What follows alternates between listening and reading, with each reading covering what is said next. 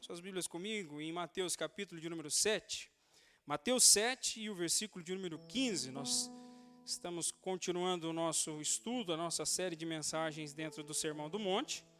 E esta é a nossa penúltima mensagem, né? Temos somente mais uma para finalizar esse estudo, que eu acredito que, não fiz a contagem ainda, mas eu acredito que já perdura pelo menos por mais de 4 meses, tá? Pelas minhas contas que nós estamos estudando essas passagens aqui, que eu considero, né, não sozinho, mas com muitos outros muito mais capazes do que eu, como a base do Evangelho, né? Aqui nós estamos aprendendo a essência do que significa sermos discípulos de Jesus Cristo.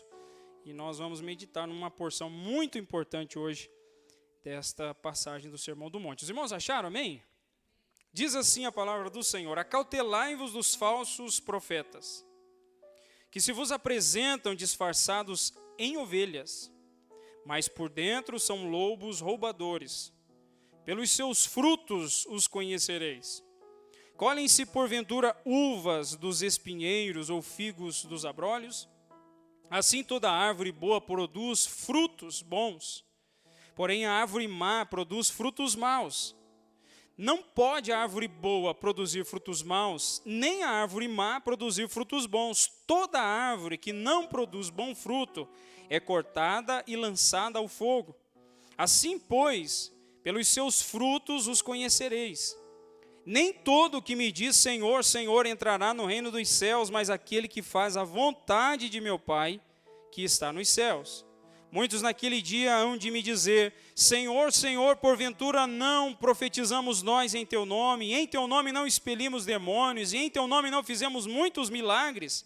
Então o próprio Senhor Jesus vai dizer explicitamente a eles: nunca vos conheci, apartai-vos de mim, os que praticais a iniquidade. Amém, queridos? Curva a sua cabeça, vamos orar.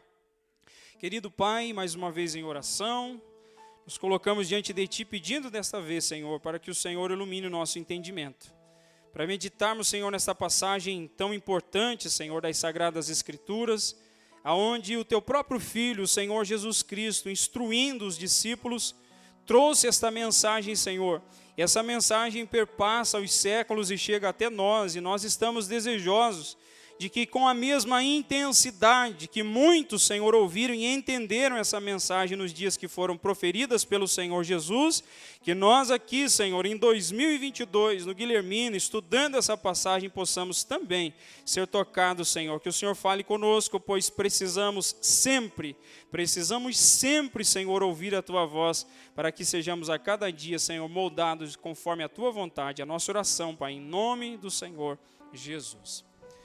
Queridos irmãos, nós vimos aqui na quarta-feira retrasada os 2 versículos anteriores, versículo 13 e 14. Nós estudamos aqui o que significa para Jesus a porta larga e o caminho largo, e também a porta estreita e o caminho estreito. Nós vimos aqui que tudo que o Senhor Jesus disse dentro do Sermão do Monte, ele é muito difícil de ser praticado. Nós vimos aqui que os desafios que Jesus propõe dentro do Sermão do Monte é uma vida, humanamente falando, inalcançável, que nós não temos capacidade em nós mesmos para poder viver essa vida. Nós não temos capacidade, como vimos aqui, para controlar a nossa ira, a ponto de termos domínio próprio de tal maneira que não sintamos uma ira, né? Aquela ira compulsiva dentro do coração contra alguém. Mas é somente a graça de Deus que pode nos dar controle e domínio próprio. Para muitas pessoas, estar cheio do Espírito Santo é perder o controle, mas segundo as Escrituras, estar cheio do Espírito Santo é ter controle. Se os irmãos se lembram lá em Gálatas capítulo 5, versículo 22 e 23, quando são ditos os frutos do Espírito, né? Ou melhor, o fruto do Espírito e os 9 sabores do fruto do Espírito, os irmãos se lembram quais são os 9 lá? Porque o fruto do Espírito é amor, alegria, paz, longanimidade, benignidade, bondade, fidelidade, mansidão e domínio próprio. Domínio próprio também é autocontrole. Então, estar cheio do Espírito Santo é ter domínio próprio. Então, dizer que nós, por nós mesmos, nós conseguimos fazer uma meditação transcendental e controlar a nossa ira, humanamente falando, é impossível. Nós precisamos do Espírito Santo de Deus no nosso coração para podermos ter esse autocontrole sobre nós mesmos. Nós já vimos aqui, alguém de vocês já perdeu o controle e ficou irado com alguma situação? Não? Todo mundo calmo, olha que temperamento bom, que bênção, irmãos. Nós sabemos que em algum momento, por algumas circunstâncias, eu já citei para os irmãos aqui que eu já convivi com pessoas, irmão, que chegava a ser, se desse uma tartaruga, perdia, como diz o ditado, né? A pessoa tranquila, sabe? Mas essa pessoa vi perdendo a paciência de uma maneira que nem o cara mais enérgico eu tinha visto com tanta raiva, né? Com vontade de pegar a pessoa e o cara era tranquilo, até era engraçado de ver ele nervoso, irmão José, né? Que ele tentando expressar assim, mas ele era bem, né? Bem molinho para falar, até na hora da raiva. Mas isso não significa que a forma de expressão externa da pessoa significa que por dentro ela está completamente controlada. Não, somente o Espírito Santo de Deus é que nos dá a capacidade de termos o domínio próprio e o autocontrole dentro dos nossos corações. Então, para nós não nos determos muito aqui, a porta estreita e o caminho estreito é o caminho do discipulado.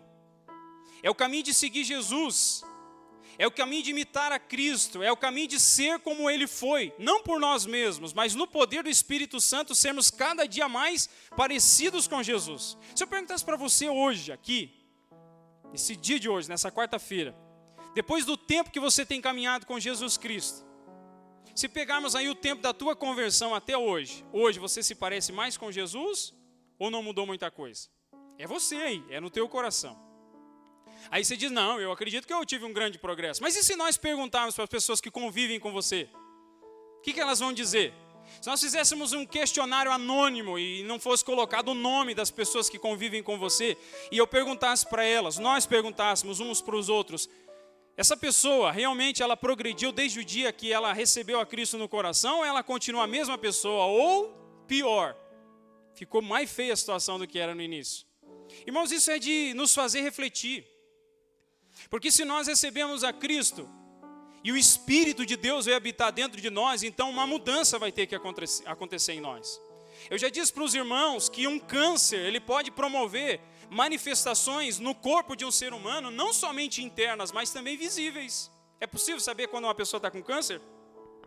Sim ou não? Ela não falou nada, ela não te disse nada. Obrigado, meu Marco, agora ficou benção, hein? Você não precisa muitas vezes perguntar para ela, mas você vai começar a ver com o passar dos dias os sinais externos do câncer dentro do organismo dela. Por quê? Porque provavelmente o cabelo vai começar a cair, ela vai ter de rapar a cabeça. Você vai perceber que ela vai perder peso, ela vai ficar com uma fisionomia mais pálida. Então pense comigo, e eu quero que você receba isso no teu coração, nessa mensagem que Deus quer falar ao teu coração. Que se um câncer tem poder de modificar uma pessoa biologicamente para o lado de dentro e para o lado de fora, será que o Espírito Santo de Deus que veio habitar dentro de nós tem menos poder de fazer transformação em nós? Com toda certeza, se o Espírito de Deus habita dentro de nós, o poder de Deus está nos transformando a cada dia e nos fazendo ser mais parecidos com Jesus Cristo. Amém? O caminho estreito e a porta estreita é o caminho do discipulado, é o caminho de seguir Jesus e imitá-lo a cada dia e ser mais parecido com Ele. Tá? Esse é o caminho do discipulado. Quando Jesus se dirigiu, nesses versículos 13 e 14, Ele apresentou para nós duas portas e dois caminhos. Nessa passagem que nós acabamos de ler, do versículo 15 até o 23, nós somos apresentados também diante de duas realidades. Nós somos colocados aqui nessa passagem diante de duas importâncias. E nós vamos perceber que uma dessas importâncias é descobrir que tipo de natureza nós temos. São duas realidades que estão presentes aqui dentro, das quais nós vamos meditar profundamente, se Deus nos permitir, aqui nessa noite. A primeira coisa que Jesus diz para os discípulos é: acautelai-vos dos falsos profetas. O que essa palavra quer dizer para mim e para você? Acautelai-vos. Se eu mudasse essa palavra acautelai-vos e dissesse assim: cuidado com os falsos profetas.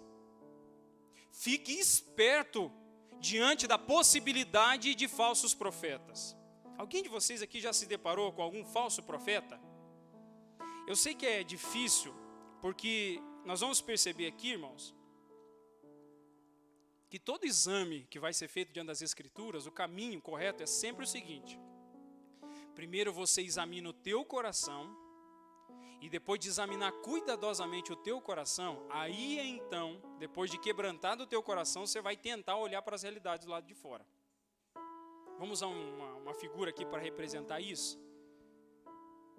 Imagine que eu tivesse agendado com algum dos irmãos aqui para fazer uma visita na tua casa, na quinta-feira, e na sexta-feira você faz uma visita na minha casa.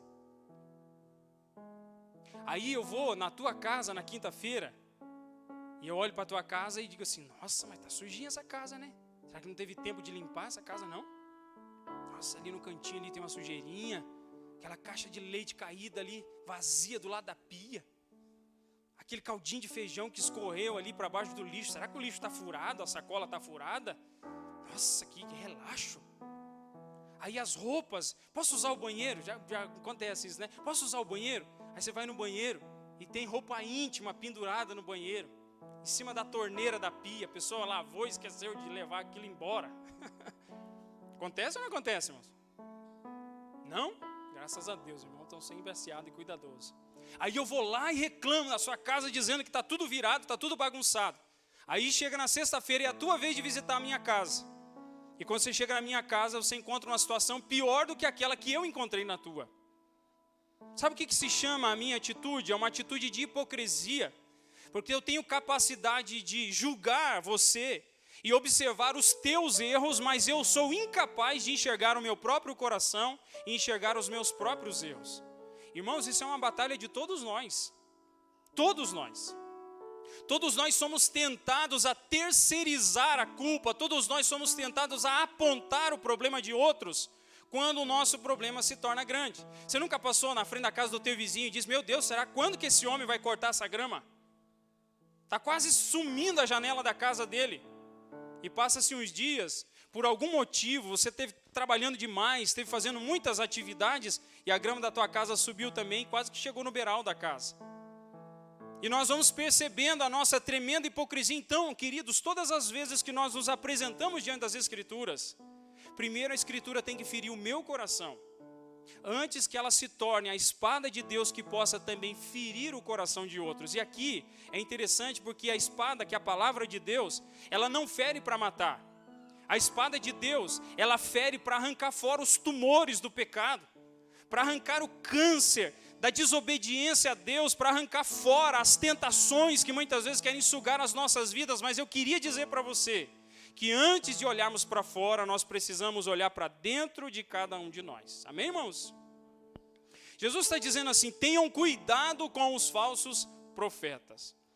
E ele vai usar para nós aqui algumas coisas que eu queria pelo menos trazer alguma reflexão com os irmãos sobre essa questão.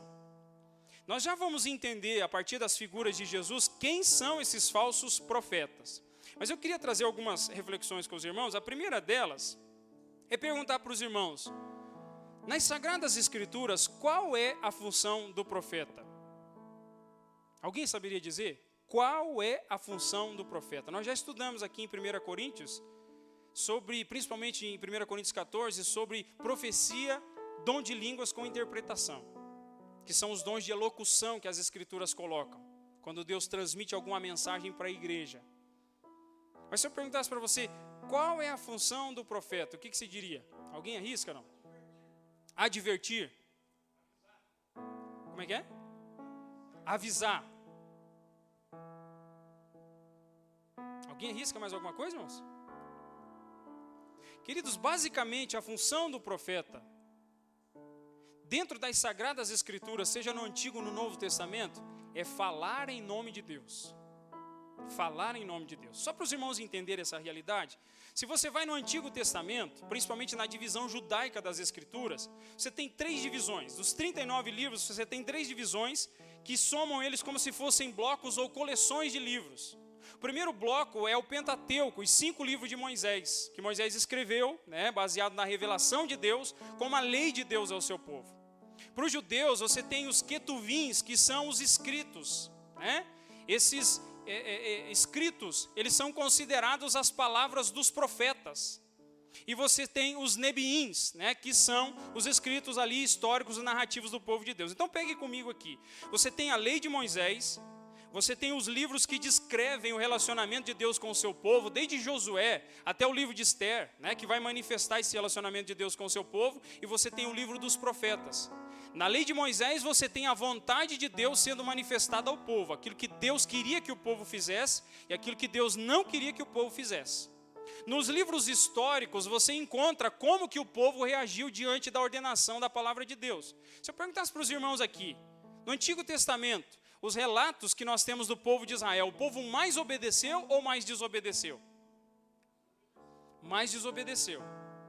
É a minoria que nós encontramos de pessoas intencionadas a serem obedientes à palavra de Deus. Então você vai vendo que há uma decadência do povo fugindo da lei revelada de Deus. Os profetas se levantam no Antigo Testamento como a boca de Deus para poder fazer valer a lei de Moisés. O que eles estão fazendo? Os profetas se levantam basicamente para poder dizer assim: vocês se esqueceram do concerto, da lei, da aliança que Deus fez conosco lá em Moisés, daquilo que Deus prometeu a nós, da realidade do desejo que Deus queria que nós o servíssemos de todo o nosso coração. Então o serviço dos profetas é como se ele fosse um oficial de justiça.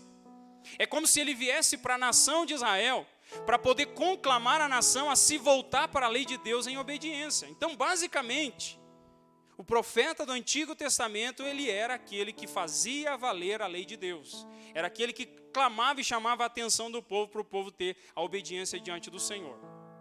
Muitas pessoas pensam que o ministério profético é um ministério de ver o futuro. Então muita gente acha assim que um profeta é o camarada que consegue ficar olhando o futuro e sondando as coisas que vai acontecer. Por exemplo, alguém que vai olhar para o irmão Paulo e dizer: ó, irmão Paulo, quando você sair por essa porta aqui, vai acontecer tal coisa, tal coisa, tal coisa e tal coisa. Acontece isso, irmãos? Pode acontecer. Mas se você ler as Escrituras, você vai perceber que a missão do profeta, muitas vezes, a mensagem e o conteúdo... Alguém já leu aqui os 17 livros proféticos do Antigo Testamento, irmão? Provavelmente alguém já na leitura geral da Bíblia, que fez aquela leitura anual, já leu. Você vai perceber que a maior parte do conteúdo da mensagem profética era simplesmente a repetição dos mandamentos de Moisés. Então, de alguma forma, não tinha necessariamente alguma coisa nova para o profeta dizer. O profeta simplesmente estava pregando aquilo que Deus já havia revelado ao seu povo. Você encontra algumas revelações sobre o futuro, alguma questão sobre o que Deus faria naquele período, poucos anos depois, ou décadas depois, ou a anunciação do Messias, que no final de Malaquias são mais de 400 anos prometendo a vinda do Messias. Mas eu queria só que você guardasse no teu coração que a missão do profeta de Deus é falar em nome de Deus as palavras de Deus. Os irmãos entenderam isso? Essa é a missão do profeta. Quando você olha para essa realidade, a primeira coisa que vem à nossa mente é refletir entre a distinção de um verdadeiro profeta e de um falso profeta. A Bíblia declara para nós, no Antigo Testamento, que o verdadeiro profeta, a palavra se vinha de Deus, era uma palavra que ele dizia, e aquela palavra de alguma forma se cumpria, seja no seu tempo ou logo posteriormente. E a palavra que ele pregava, como eu disse, tinha que ser algo que estivesse ligado às leis de Moisés. Por exemplo, o cara vai pregar alguma coisa, chegar ao povo de Israel e dizer assim: olha, a partir de hoje vocês têm que abandonar a Deus e servir a Baal, o Deus pagão. Vocês têm que abandonar a Deus e servir a Astarote, vocês têm que servir a Zera, ou qualquer outro tipo de Deus que tinha das outras nações. Era alguém que não estava alinhado com o Espírito de Deus, o Espírito verdadeiro da profecia. Então, quando nós observamos isso aqui, a distinção que deve ser feita entre o profeta verdadeiro e o profeta falso é que o profeta verdadeiro fala em nome de Deus, seguindo a estrutura da própria palavra de Deus, e com a intenção de manifestar algo que vai trazer glória a Deus, e não às pessoas. Você já viu que tem algumas profecias, que as pessoas vão se referir sobre elas, e a profecia é só de bênção. E aí, às vezes vem uma pessoa de fora, e olha para aquela pessoa: oh, Deus vai te abençoar, Deus tem, já viu algumas questões, Deus tem se agradado de você. E o pessoal da igreja conhece a pessoa e fala: meu Deus, tem se agradado, está vivendo em dissolução lá fora, que negócio é isso aí? Então são pessoas que não levam em consideração o temor de Deus, de se proferir uma palavra que verdadeiramente esteja ligado com a verdade que Deus traz ao coração, com as Sagradas Escrituras e esse comprometimento de trazer algo que vai promover edificação. Então, quando nós nos voltamos para cá, Jesus está dizendo: cuidem com os falsos profetas. Está dizendo para nós assim: tenham cuidado com aqueles que dizem estar falando em nome de Deus, mas estão falando em nome de si mesmo.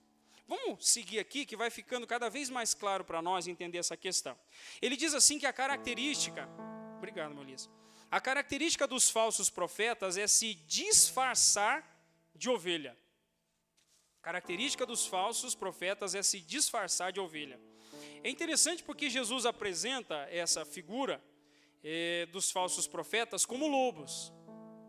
Alguém aqui já lidou com ovelha, irmãos? Alguém aqui já lidou com ovelha? Não? Meu pai e meu avô trabalharam.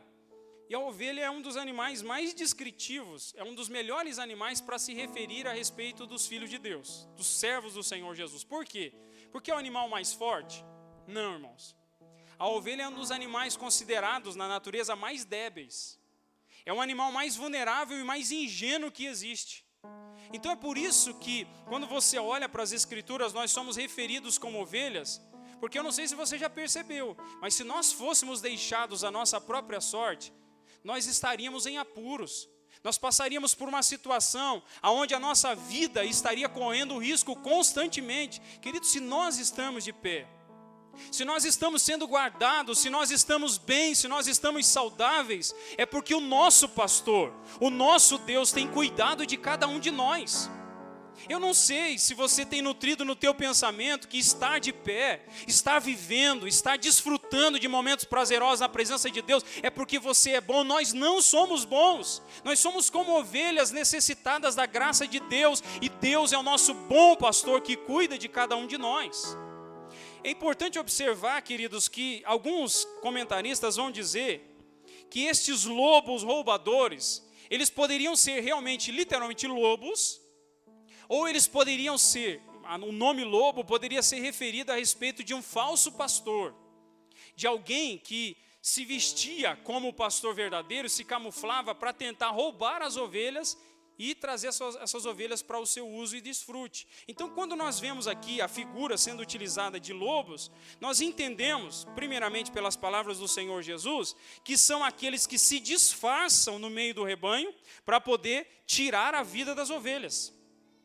São aqueles que se adentram dentro do convívio das ovelhas para poder roubar a sua vida e sugar elas. Vamos tentar trazer para a nossa realidade aqui. Se nós somos essas ovelhas, a pergunta é: quem são esses lobos?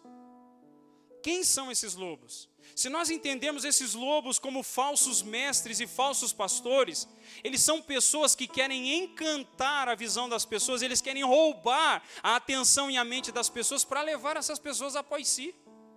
É interessante que, se nós pensarmos um pouquinho, nós vamos ver que à nossa volta existem muitas pessoas que querem carregar multidões atrás de si e com desejo de lobo.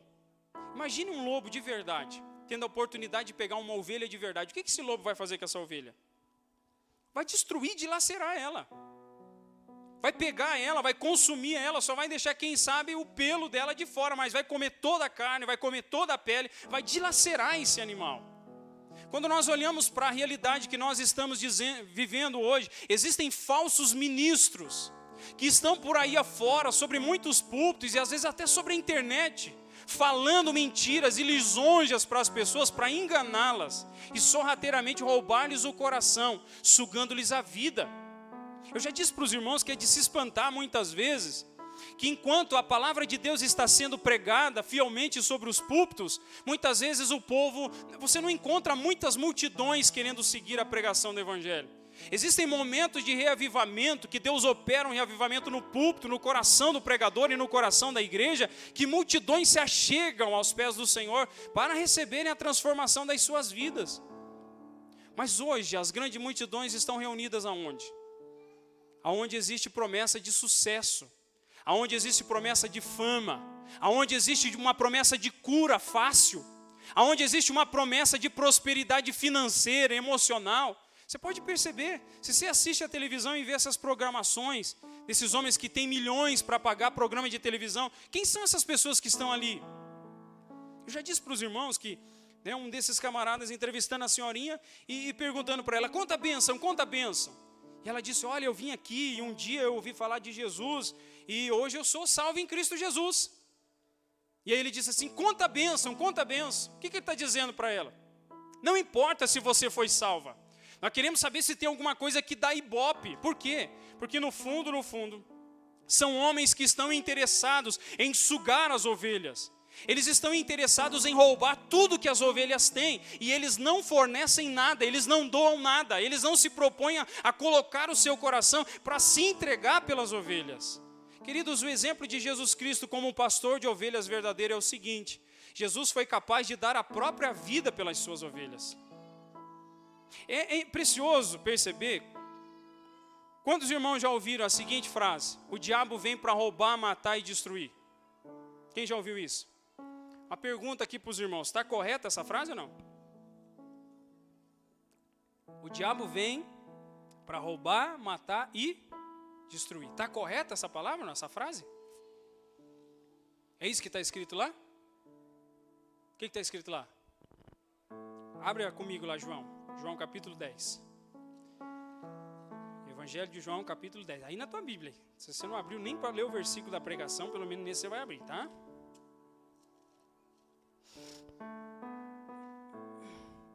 Lembra o que eu disse aqui, tá? O diabo veio para roubar, matar e destruir. É isso que está escrito? O que está escrito lá? João 10 e 10. O ladrão é o diabo ou não? Matar e destruir. Irmãos, por muitos anos eu acredito que nós lemos isso aqui pensando que essa é uma referência direta ao diabo. Mas não é. Não que ele não esteja envolvido nas artimanhas, mas aqui é o contraste entre o bom pastor e o mau pastor. Aqui quem está fugindo porque é mercenário é o mau pastor. É aquele, é aquela que muitas vezes não cuida daqueles que deveriam cuidar, porque é fácil entregar isso aqui para o diabo e dizer: olha lá, viu? Esse é o servicinho dele. Mas a passagem e o contexto está dizendo que o ladrão, ele vem roubar, matar e destruir. São aqueles falsos mestres, são os falsos pastores, são os falsos ministros que querem sorrateiramente roubar as ovelhas. Eles querem se aproveitar da ingenuidade das ovelhas e tragar cada uma delas. Querido, você pode dizer assim: não, mas eu não estou sendo levado por nenhum herege. Mas quem sabe no teu coração você está vivendo uma vida indiferente diante de Jesus Cristo. Eu e você podemos estar acomodados diante do chamado de seguir a Jesus Cristo e achando que do jeito que nós estamos, está bom. Então, de alguma maneira, alguém está nos enganando. Porque Jesus está dizendo para nós que nós precisamos, como ovelhas, acautelar-nos e fazermos um exame no nosso coração e nos perguntarmos: eu tenho vivido como ovelha de Cristo? Será que a minha postura tem sido como ovelha de Cristo? Será que eu tenho agido de maneira que concorde com a vida nova que eu recebi do Senhor Jesus? Esse é o contraste que nós devemos fazer. É interessante porque esses lobos, eles são referidos como alguém que não tem nada para oferecer, são como pessoas astutas e interesseiras, são pessoas egoístas e dominadores, e eles são aqueles que querem afastar do rebanho e matar essas pessoas. Então qualquer pessoa, qualquer ser humano que tente afastar você, primeiramente, da comunhão com Cristo e da tua comunhão com o povo de Deus, se autodenomina e se autocoloca como um lobo que quer afastar você da presença do Senhor Jesus. Porque é fácil nós dizer aqui que é simplesmente algum líder. Esse falso profeta, esse lobo é alguém, algum tipo de líder. Não, podemos nós, irmãos, sermos levados por algum tipo de ganância, por algum tipo de poder, por algum tipo de dominação sobre as pessoas e tentar separar essas pessoas de Cristo e trazê-las para nós, ou podemos separá-las do convívio dos crentes e do povo de Deus, e aí então elas se tornam presas fáceis nas nossas mãos. Quando Jesus vai se referir a essas palavras, ele vai usar uma outra figura ainda, que é a figura da árvore. E olhe lá no versículo 16. Pelos frutos vocês os conhecerão. Porventura colhem-se uvas dos espinheiros ou figos dos abrolhos? Alguém aqui já teve plantação de uva ou plantação de figo, irmãos? Os irmãos acho que é mais piá de prédio igual eu, né? Não veio tanto lá do campo lá, né? Vai estar mais para cá, mais para o centro da cidade aqui. O máximo que tem uma horta na beirada de casa para plantar uma cebolinha. Alguém teve mais do que isso? Alguém criou aí mais do que cachorro e gato? Provavelmente nunca teve um porco, uma ovelha, alguma coisa assim, né? Por isso que para nós é difícil fazermos essa referência aqui. Mas imagine que Jesus está dizendo aqui, ó: porventura você colhe uva dos espinheiros ou figo dos abrolhos? Tá, o que tem a ver isso aqui? É como se eu dissesse para você assim: olha, ontem eu estava de folga e no meu quintal eu plantei um pé de caixa de leite. O que você ia dizer? Tá ficando louco, pé de caixa de leite. Pé de caixa de leite é vaca. É a vaca que dá o leite, né? Quando Jesus disse isso aqui, uvas nos espinheiros, quem ouvia estava habituado com aquilo. Uva dos espinheiros, da onde uva dos espinheiros? Figo, do meio das ervas daninhas, não tem nada a ver com isso. Jesus está querendo causar dentro do coração deles a estranheza, porque Ele está dizendo assim que pelo fruto das pessoas nós conhecemos quem elas são. Pelo fruto das pessoas nós conhecemos quem elas são. É fácil nós admirarmos pessoas que nós não convivemos com ela. O difícil é continuar admirando quando nós convivemos com elas. Eu posso olhar para uma pessoa, eu posso olhar para um irmão, posso olhar para uma irmã e dizer, nossa, e já aconteceu comigo. E aí de olhar, falei, meu Deus do céu, aquele era um servo de Deus que olha. E aí um pouquinho que convive, uma topada num canto, alguém que passou com a moto barulhenta, alguém que recusou o folheto dele na hora da evangelização, ou dela na hora da evangelização, daí já manifesta já. Eita, Deus tem que vir logo e matar esse trem. Vontade de fazer igual o Tiago e João, pedir que manda fogo do céu e consome esse povo aí que não quer ouvir a mensagem de Jesus. Então, queridos, nós conhecemos, segundo Jesus, quem são as pessoas pelos frutos que elas manifestam, né? Jesus está usando aqui dois frutos que eram muito comuns na sua época, né? Que era a uva e o figo. E nós entendemos aqui pelo menos duas coisas através desse exemplo que Jesus está dizendo. A primeira delas é que Jesus está querendo causar um incômodo nessas pessoas. E a segunda questão é que Jesus está falando para nós que as pessoas frutificam, todas frutificam. Que nós podemos dizer que tem gente que não frutifica. Não, Jesus está dizendo que todos frutificam. A diferença é que uns dão frutos bons e outros dão frutos maus. Todo mundo vai manifestar fruto de alguma maneira. E é isso que Jesus está fazendo a distinção aqui. A diferença, irmãos, é que os frutos verdadeiros, eles são resultado da árvore verdadeira. O que é uma árvore verdadeira espiritualmente falando? É alguém que verdadeiramente recebeu Jesus. Então, se alguém nasceu de novo e recebeu Jesus Cristo dentro dela, as atitudes dela serão diferentes. Os frutos dela que se manifestarão serão diferentes. Os irmãos param para pensar nisso, queridos, na vida de vocês? Se a forma com que vocês têm vivido é uma vida frutífera?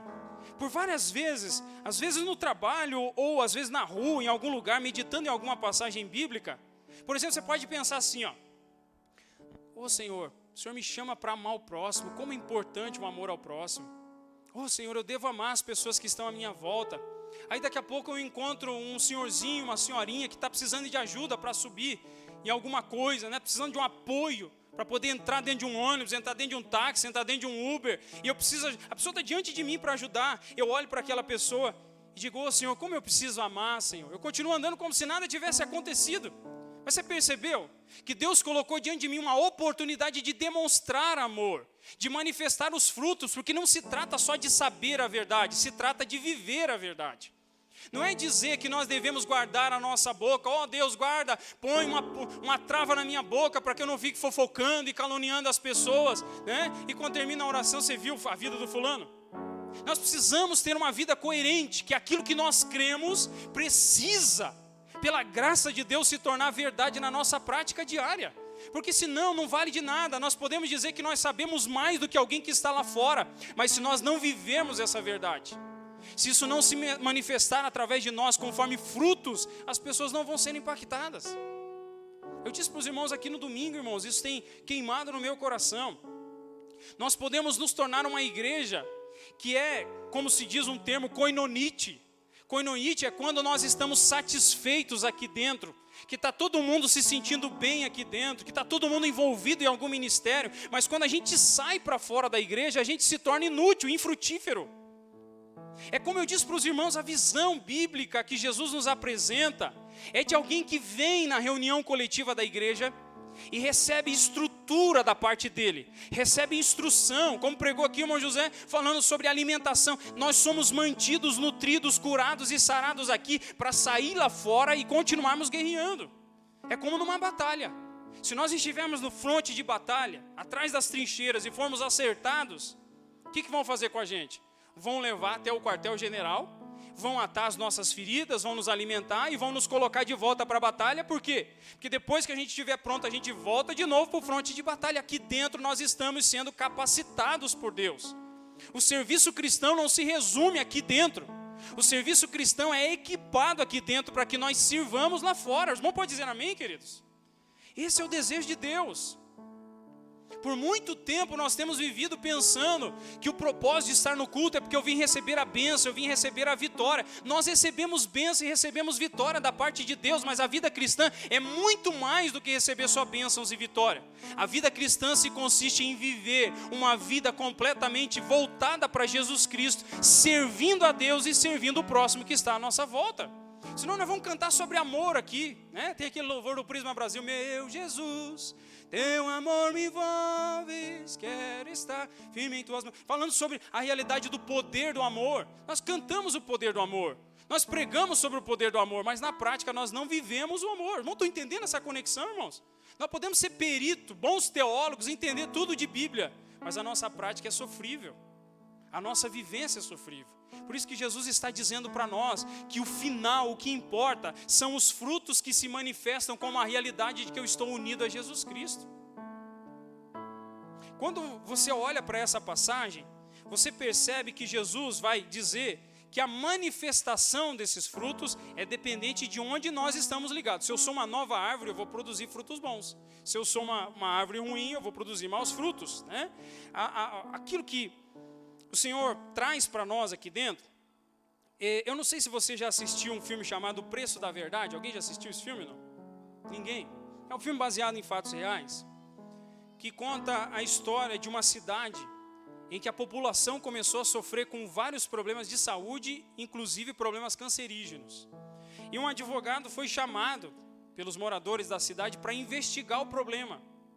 E quando ele começou a investigar o problema, ele percebeu que uma grande fábrica que produzia produtos de teflon estava fazendo escoar da fábrica os dejetos ali da produção química dentro do rio que alimentava toda a cidade. Aquele produto químico caía dentro da água, a água ia parar na torneira dos moradores da cidade, eles ingeriam aquela água e invariavelmente eles passavam a ter problemas de saúde. Se nós estamos nos alimentando de Cristo, é de Cristo que nós vamos manifestar a vitalidade.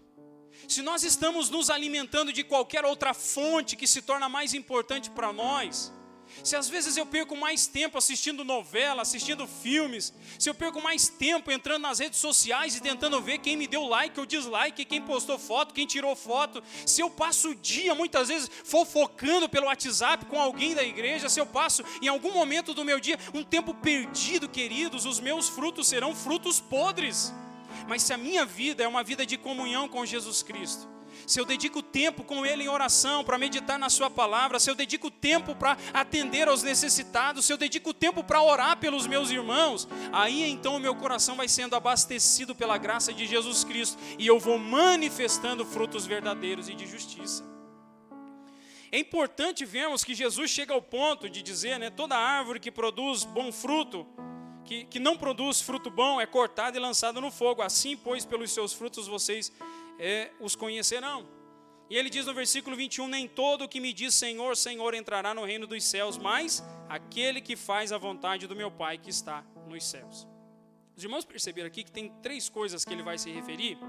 No versículo 22, ele vai dizer, muitos naquele dia hão de me dizer, Senhor, em teu nome nós não profetizamos, nós não expelimos demônios, e em teu nome nós não fizemos muitos milagres. Irmão, o camarada profetizou, expulsou demônio e ainda fez muitos milagres. E vai chegar diante de Jesus e Jesus vai dizer para ele assim, eu não conheço você. Essa é a realidade da aparência de espiritualidade. O Senhor descreve esses falsos profetas como pessoas capazes de fazer sinais. Tem capacidade para fazer sinais. Eles profetizam, fazem milagres e expulsam demônios. Porém, tudo o que eles fazem não é como fruto de um relacionamento com Deus. O que eles fazem, na verdade, as habilidades que ele tem, deveriam ser para proclamar a Deus, mas eles fazem isso para a glória de si mesmo. Eles usam aquilo que eles têm, as habilidades espirituais que receberam, para se autopromover e se autoglorificar. Isso aqui é um problema porque revela uma doença dentro do nosso coração, né? Porque Jesus está ensinando que nós não devemos nos surpreender com o que uma pessoa faz, mas pelo que ela realmente é. Jesus está dizendo para nós, dentro dessa passagem aqui, ele vai citar algo interessante, que ele diz: eu não vos conheço. Eu não vos conheço. Essa palavra conhecer aqui, ela implica em relacionamento. Eu sei que os irmãos já foram de outras realidades, quem sabe alguns aqui se converteram do catolicismo e vieram daquela prática de que você ia uma vez por semana na igreja e achava que você já estava bem por ter ido uma vez na semana. Agora tem alguns movimentos, da Igreja Católica carismáticos que estão chamando o povo para ter um pouco mais de cuidado e entender a vida real, de seguir a Jesus Cristo. Mas o protestantismo, ele inicia do comprometimento de uma mudança radical de vida. Não é simplesmente eu fazer algo para Deus, mas primeiramente que Jesus Cristo fez algo por mim. Ele me deu nova vida, Ele transformou meu coração, Ele transformou o meu ser. E a partir do momento que Ele transformou o meu ser, agora eu sou uma nova criatura. Agora tem uma nova árvore dentro de mim, agora eu me torno frutífero e manifesto os frutos disso. Um falso profeta pode ser alguém, um falso líder, um falso mestre, alguém que está mal intencionado. Pode ser alguém que quer trazer você para perto dele. Vocês já não viram pessoas que dizem assim: olha, eu vou lá na casa do fulano porque eu preciso de uma resposta de Deus, porque fulano ou fulano é profeta. Na verdade, essa pessoa não está nem sendo considerada como profeta, é um guru. Você não é profeta, você é guru. Eu vou lá perguntar para ele ou perguntar para ela o que Deus quer de mim, o que Deus deseja de mim. Primeiramente, se você quer saber o que Deus deseja de você, abra a sua Bíblia e procure diretamente na fonte. Como dizia um pastor, falando assim: a gente está acostumado a comprar o leite de caixinha, mas não quer ir no pé da vaca tirar o leite de lá. O que ele está dizendo? Nós queremos pegar as coisas prontas dos outros, mas nós não queremos trabalhar, ler, meditar, orar e pedir que Deus fale ao nosso coração através da sua palavra. Nós queremos as coisas facinho, nós queremos as coisas entregues. Entre fazer uma janta para muitos, tem que fazer arroz, feijão, macarrão, carne, comprar uma pizza mesmo. Não acontece com a gente isso aí? Às vezes chega no sábado à noite, meu Deus, uma preguiça, Você olha para a esposa está desanimada. Ela olha para você, você está mais desanimado que ela. O que vai fazer para comer? Aí comer, não sei, o que dá para fazer? Aí pega uma pizza lá logo, lá mesmo, rapidinho. Mas se você viver comendo pizza, o que vai acontecer? Vai explodir. Vai dar colesterol, vai dar vários problemas, Porque não é só a pizza. Tem um negocinho que vem junto lá, O que vem geralmente junto? Uma coisinha boa aqui. Um óleo preto, Um óleo diesel preto com gás. Os irmãos não tomam esse óleo preto de diesel com gás, não? Coca? Os irmãos já estavam com medo, irmão José. Aí se você comer todo dia aquilo ali, aquele alimento vai fazer um destrambolho dentro do teu organismo. Porque ali tem muitas coisas calóricas e vai trazer problemas para você. Vai trazer problemas para mim. Nós precisamos voltar-nos para isso, queridos, e entender que Deus quer relacionamento conosco. Que não dá para só frequentar a igreja uma vez por semana.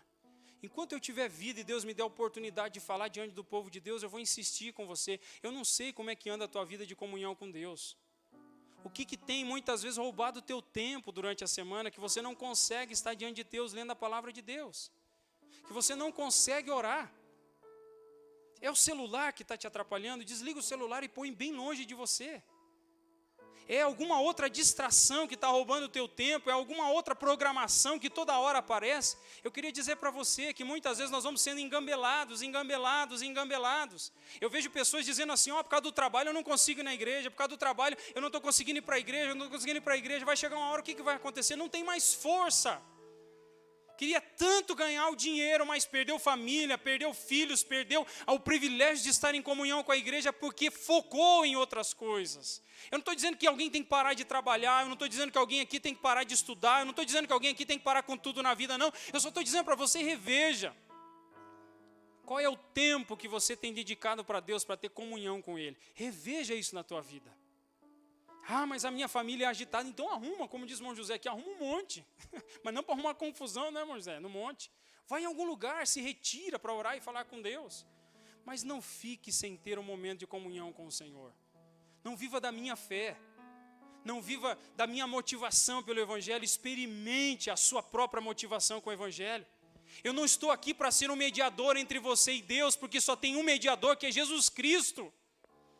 O pastor é o sacerdote? Não, Deus nos constituiu como sacerdotes todos nós. para termos comunhão diante de Deus, para que quando dobramos o nosso joelho e falamos com o Pai, nós temos acesso direto com Ele, não precisa ninguém mediando não. Quando você abre a tua boca e diz assim, meu Pai, é o teu Pai que te ouve em oração, Ele ouve a tua oração e responde você. Eu estou aqui como pastor para te ajudar, para te encaminhar, mas não encaminhar para mim mesmo, mas para te direcionar a Jesus Cristo. Porque eu desejo que você conheça Jesus Cristo de tal maneira, a cada dia mais, amando Jesus, para que a sua vida nunca mais seja a mesma. Você lembra daquele louvor antigo, né? Tocou-me, Jesus tocou-me, de paz Ele encheu meu coração. Quando o Senhor Jesus me tocou, livrou-me da escravidão. Quando você olha para isso, você vê uma libertação de Cristo. E tem uma parte desse louvor, ele vai dizer no finalzinho do trecho, não sou mais como eu era, eu sei. Queridos, Deus quer fazer uma transformação nas nossas vidas. De bodão que vive uma vida totalmente longe de Deus. De um lobão que quer muitas vezes viver acima do padrão de Deus, de alguém que está vivendo longe, às margens da vida com Deus. Ele quer transformar nós cada dia mais em ovelhas dependentes dEle a cada momento e a cada instante. Pense nisso e reflita nisso. Caminhando para o fim aqui, queridos, precisamos entender uma coisa, uma observação que eu trago aqui para os irmãos.